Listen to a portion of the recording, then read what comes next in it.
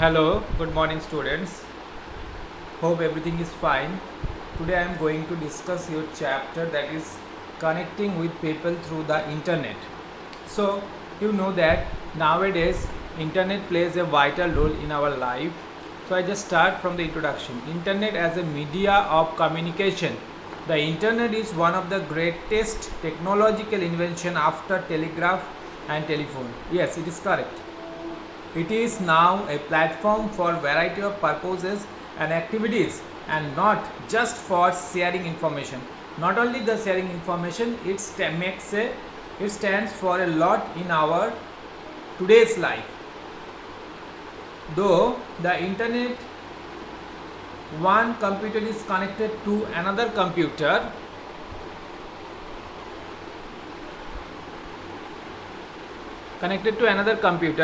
located anywhere. It can be anywhere located, can exchange various kinds of information. Like text, voice, computer program, video, etc. The high speed fiber optics cable through which most of the internet data travels are owned by telephone companies of that country, and internet is not a private property which is owned by an individuals. Communication through the internet is instantaneous and allows the user to share resource. It can share resources. We can do chatting, speak over the internet effectively. So some of the technologies nowadays we are using. What are the technologies? First, one of the very important technology, that is called email. Email is one of the biggest invention for in the internet. Email stands for electronic mail. It's a very fast, easy and inexpensive way to communicate with other internet users around the world. It is one of the earliest, yes, it is one of the earliest and most basic service of the internet. One of the most commonly used application on the internet. Yes, it is correct. It is one of the earliest and most basic services in the internet and commonly used in the internet. It overcomes the problem and delay that involved in getting physical document. If we physically hand over document, for example through post office, through courier, it will take little time, but through email, then and there it will transfer from one sender to receiver, receiver to sender. So what things we can do? There is the immediate transfer of, we can transfer text, document, text, videos, voice, etc. We can immediately transfer. Users create a unique email ID. The main thing is that you need to have a valid email account, email address, registered valid email address from which the messages are sent and the receiver will receive, and receiver should also have a valid email address or email ID.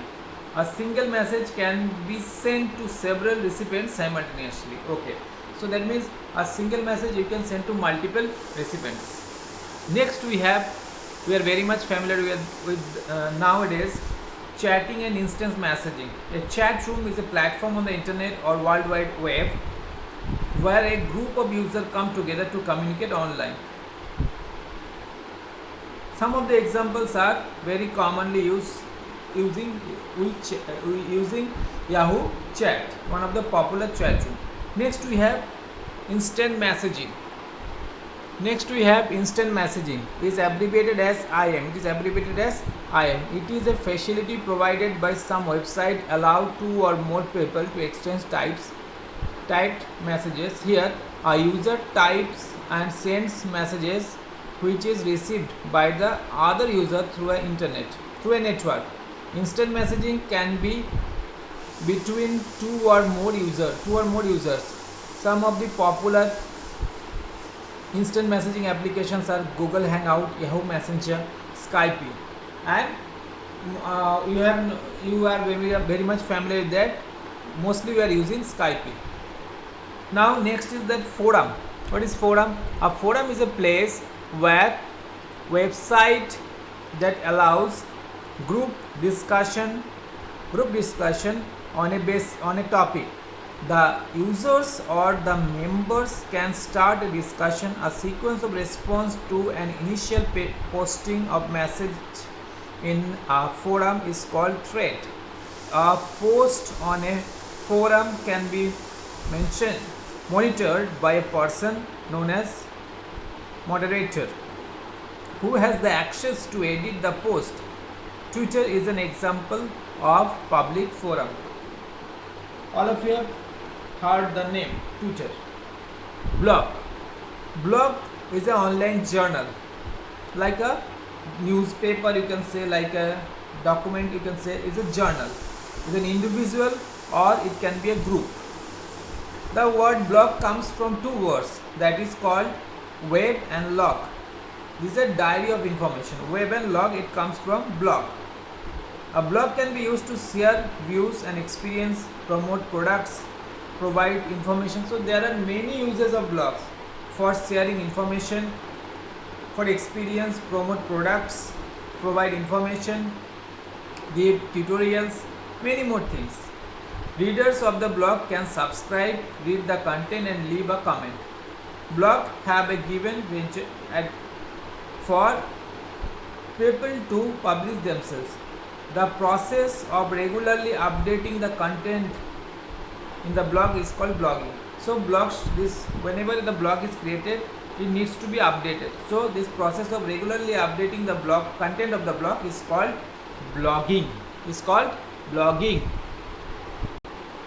Next we have audio and video conferencing. Conferencing is a meeting. You know that conference is a meeting of people for discussion. The online conferencing is a connection between computers that allow the user to communicate with each other. So it's an online conference. In an online audio conference, only voice of the interacting people is heard. The user speak into the microphone and the voice can be heard through speakers. Common applications are Skype, Google Voice. These are the common. Online video conferencing, you can see the person and hear their voice also.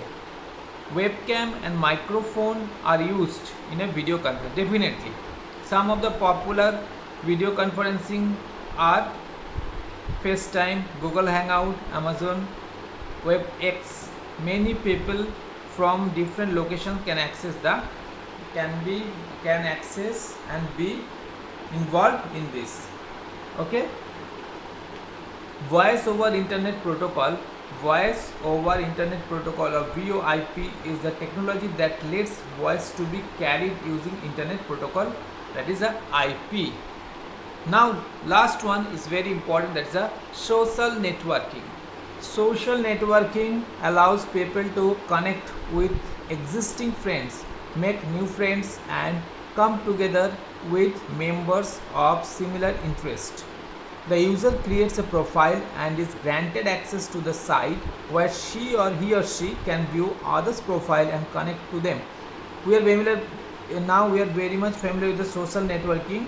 Some of the very popular nowadays is Facebook, Instagram and Twitter.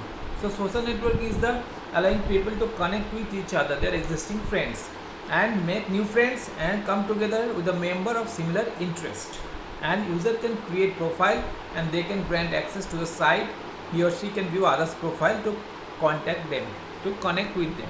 So students, this is the summary of the chapter, explanation of the chapter.